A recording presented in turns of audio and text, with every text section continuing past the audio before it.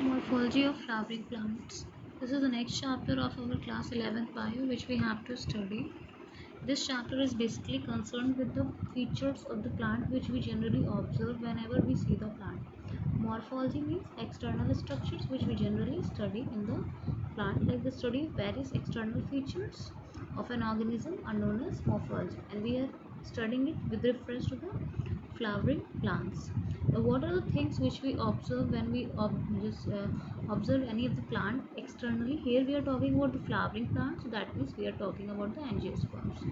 These are root, stem, leaves, flowers, and the fruits which we generally observe in the flowering plant. Let us see what are the parts. I think you all have just seen typically this kind of a part of the plant in your garden area or in any of the area where the plant is there. These all part you are familiar and you have studied it in your previous classes also.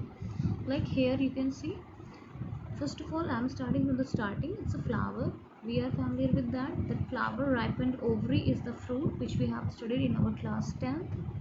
Then stem, the base, that part which is present above the ground, that is called a stem. Over that we see this flattened green colored structure which is called as a leaf. Then after that you can see that from the area from where branches arise on the stem, at that portion one bulging is there. That bulging is called as a bud. And yeah, these two things you have to note down. These are the essential things which differentiate stem from the root, that is the presence of node. Suppose it is the stem, the region from where new branches arise, that is called as a node, and region between the two node is called as an internode. That thing is here, so it is mentioned here it's a node, and दो nodes के बीच का region, this is mentioned here as an internode. This whole upper portion is called as a shoot system, that means the structure which is present just above the ground.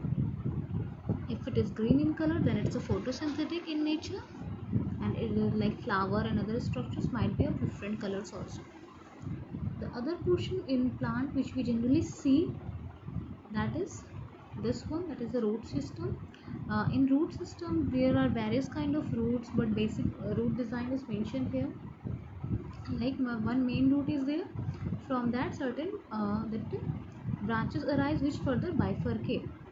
So it is mentioned here, the main root is mentioned here as a primary root. The other branches which arise from the main root, that is called as secondary root, and further branching may occur, and this whole is called as a root system. This whole structure is called root system, and it is present under the ground. Exceptional cases are there like pneumatophores and prop roots, but basically these are found under the ground. Exceptions are there, I'm just saying that we will discuss later on. Next, if you will just see that roots, the root is the underground part of the plant which develops that develops from the elongation of radicle of the embryo. अब इस चीज़ को आपको याद रखना है, in class 11th it is there, we will study it in detail. That plant, that embryo contains two parts, one is the plumule, other one is the radicle. Plumule participates in the formation of shoot system, and radicle participates in the formation of root system. So it arises from the roots, that radical part of the embryo. Now root could be of different types, like I have just told you that roots goes under the ground, but exceptions are there. In certain cases they can be above the ground. That could be mentioned here, like in orchids you can say, which is epiphytic plant which grows above the other plant, so its roots are there over that, growing that over the plant only, and it is absorbing the that you can say moisture from the atmosphere. So different exceptions are there. Let us see what is mentioned in our syllabus. So the very first one is mentioned here is a taproot.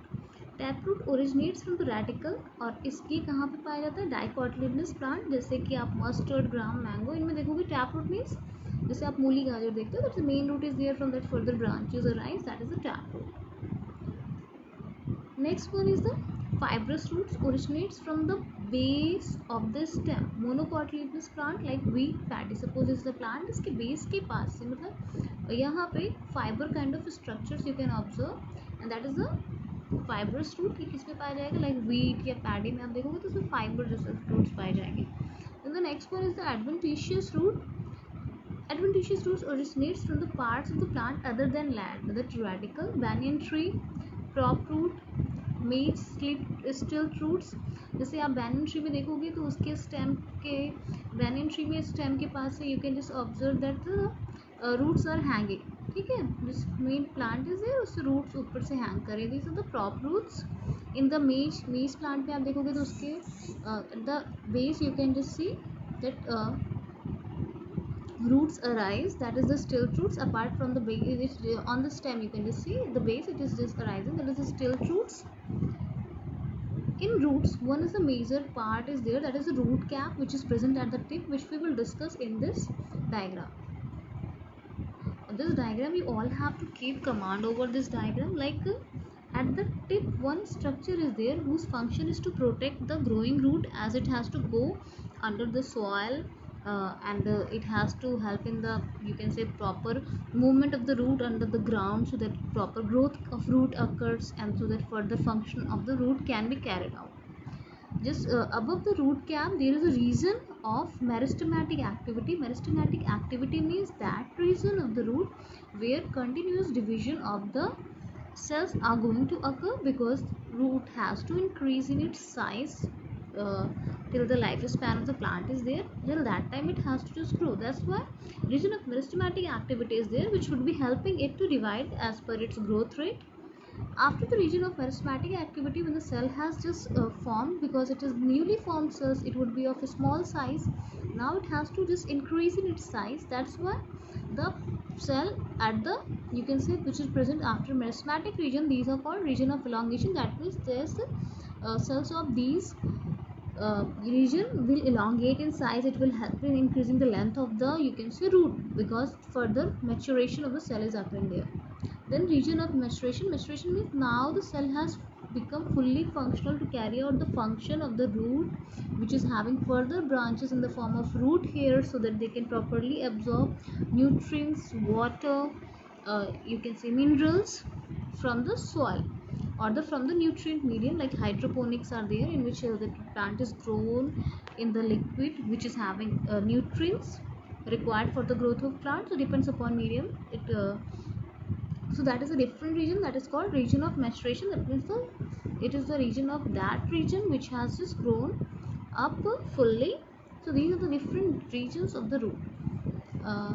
Today we will be studying up till here only. So your job is, the work which you have to do is to learn the content up till here and have a command over all these topics for today.